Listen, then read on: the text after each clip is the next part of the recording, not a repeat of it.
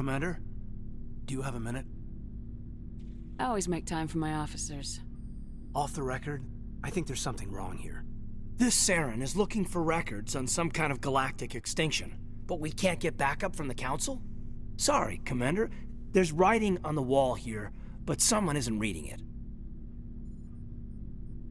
The Council doesn't want to believe anything's wrong. I'd call it human nature, but... I hear you.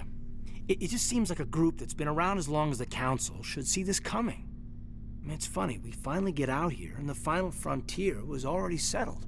And the residents don't even seem impressed by the view. Or the dangers.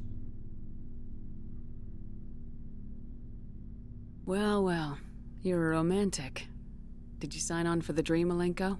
Secure a man's future in space? Yeah, I read a lot of those books when I was a kid, where the hero goes to space to prove himself worthy of a woman he loves, or, you know, for justice. Or maybe I was a romantic in the beginning, but I thought about it after brain camp. Biotic acclimation and temperance training. I'm not looking for the dream.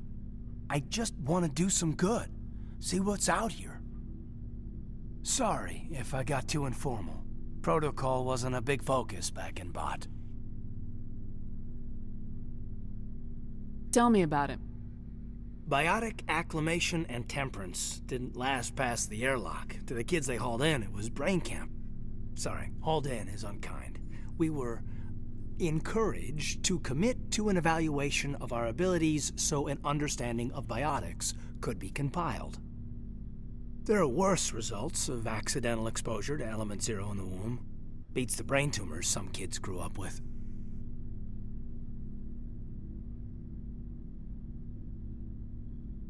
Is there some question about how you were exposed? My mother was downwind of a transport crash. It was before there were human biotics, a little after the discovery of the Martian ruins. It only gets iffy around 63 when Kinetics was running out of first-gen subjects. Until then, they'd relied on accidentals. A bunch of guys in suits show up at your door after school, and next thing you know, you're out on Jump Zero. Jump Zero is Gagarin Station, right? What's it like? Yeah, that's the official name. Biggest and farthest facility we had for decades. Right on the termination shock, the outer edge of the solar system. It's where they did all the Goose Chase FTL research before we caught on to using mass effect fields. It was a sterile research platform when I was there. There were other kids in the same boat, right? At least you weren't alone out there. That's true. We did have a little circle that'd get together every night before lights out. We didn't have much to do, though. It was a research platform then, and Kinetics kept Jump Zero off the extranet to prevent leaks.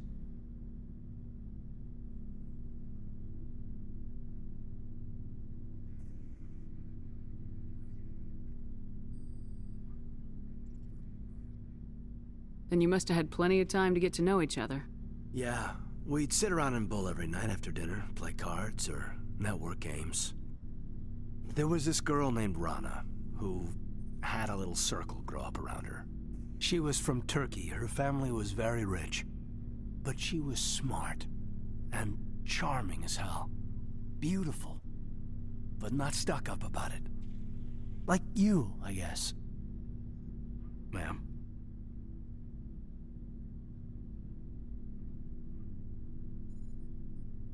Sounds like she was special to you. She was. Maybe she felt the same. But things never felt together. Training, you know. You know of any intentional exposures for certain? No one knows. Doesn't mean they didn't happen. As big as the exposures were, it was hard to track down accidentals. It was different then. No one knew the potential, so there wasn't a lot of regulation. Anything Kinetics did was gold. I'm not saying they intentionally detonated drives over our outposts, but in retrospect, they were damn quick on the scene. Jump Zero's a long way from home. What was it like? The grand gateway to humanity looks a lot better in the vids. Anyway, this was supposed to be a casual debrief, not a bull session about stuff that happened years ago. I wanted to get to know you a little better, that's all. Thanks for the talk, Kaiden. Well, You're welcome, ma'am. You, make a habit of getting this personal with everyone? No, I don't. We'll talk again later. I'll need some time to process that, Commander. But, yeah, I'd like that.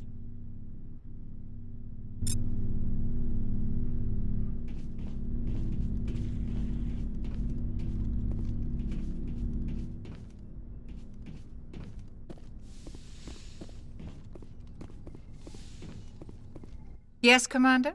Is there something you need? How well do you know the lieutenant? I'd never worked with him before this mission. But he has an impressive service record, over a dozen special commendations. Tends to keep to himself, though.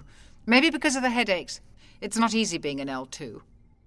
What does that have to do with it? Well, most biotics now use the L3 implants. Lieutenant Alenko was wired with the old L2 configuration. Sometimes there are complications.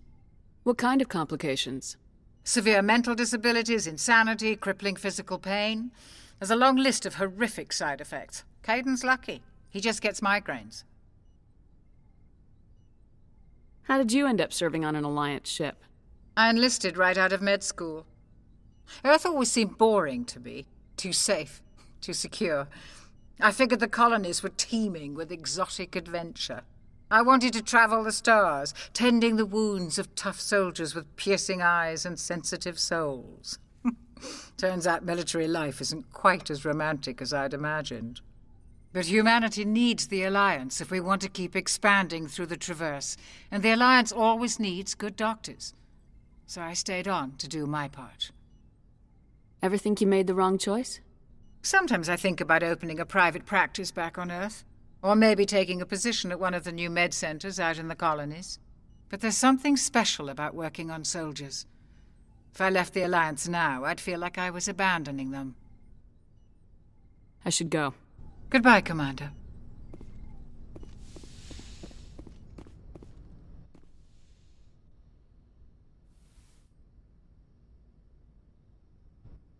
Commander, are you coming to check up on me? You look much better. How are you feeling? Dr. Chakwas assures me I am going to be fine. I was impressed with her knowledge of Asari physiology. You're in good hands. Dr. Chakwas knows what she's doing. I never properly thanked you for saving me from the Geth, Commander. If you hadn't shown up, I'm just glad we got there in time. So am I. I know you took a chance bringing me aboard this ship. I have seen the way your crew looks at me. They do not trust me. But I am not like Benezia. I will do whatever I can to help you stop Saren. I promise. Don't worry, Liara. I trust you. I know you won't let me down. It means a lot to hear you say that, Commander. Thank you.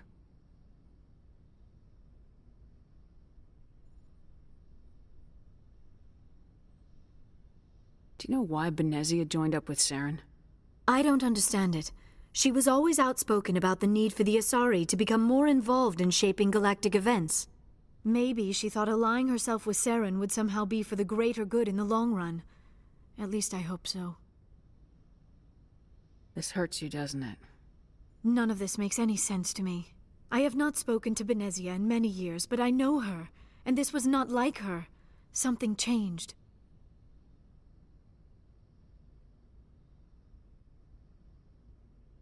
I'd like to know more about the Asari. We were the first species to discover the Citadel.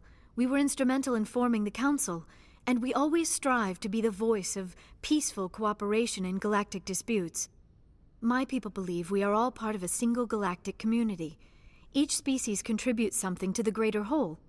Although we seek to understand other species, it seems few of them seek to understand us. The galaxy is filled with rumors and misinformation about my people. Like what? Most of the inaccuracies are centered around our mating rituals. My species is monogendered. Male and female have no real meaning for us.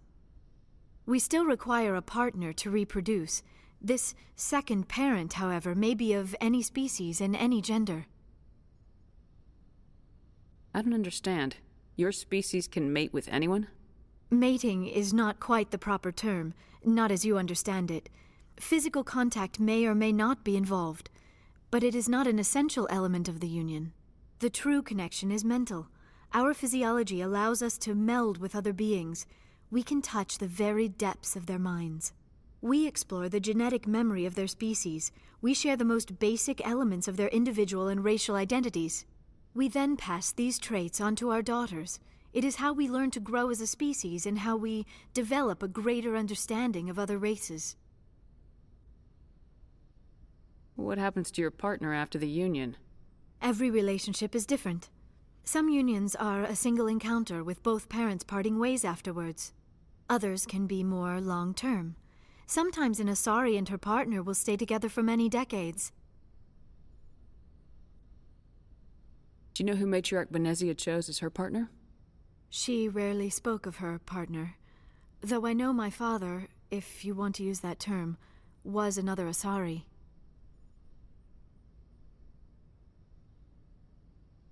Benezia never told you her partner's name? Union with our own kind is no longer common, not for the purposes of reproduction. Most Asari believe it weakens our species. Asari daughters inherit racial traits from the father species. If both parents are Asari, then nothing has been gained, or so conventional wisdom would hold.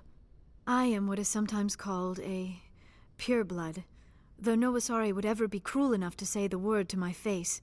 It is a great insult among my people. It is possible Benezia's partner was embarrassed by their union. She may have been too ashamed to publicly acknowledge me as her offspring.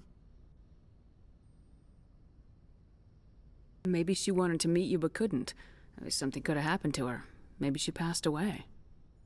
You might be right. I hope you are. But I have no way to know for sure. Benezia never spoke of her partner. Whatever happened, it caused her too much pain to dwell on it. She raised me by herself, though that is not uncommon. Many Asari raise their children alone, particularly if the father species is short-lived. Often the partner will pass on long before the child reaches maturity.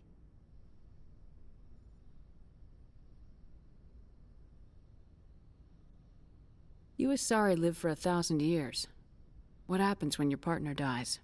Few sapient species live as long as my kind. We have learned to take a philosophical approach to our unions. We do not focus on the inevitable loss of our partners. Instead, we enjoy the time we spend with them. And even after they're gone, a part of them lives on in us. The union is a connection that transcends both time and space. I should go. Goodbye, Commander.